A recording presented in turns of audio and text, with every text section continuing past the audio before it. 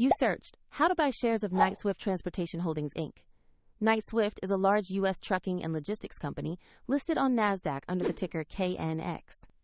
This video is educational only and does not constitute financial advice. To buy KNX, you need a brokerage account, and we'll use eToro as an example to demonstrate the steps. After registering, you must verify your account with an identity document and add funds before you can place a purchase.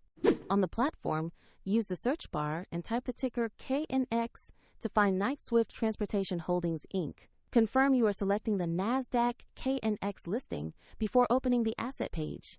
On the asset page, review the company overview, sector details, and the price chart to understand recent movements.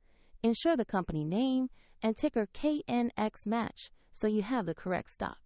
Click the Trade or Buy button, enter the amount you want to invest, and double-check order settings before submission. If the market is closed, your order may be queued for the next session, and if there are insufficient funds, the platform will prompt you to add money before confirming. After the order fills, your KNX position will appear in your portfolio, showing your holdings. Check the video description for the eToro link if you want to follow this example.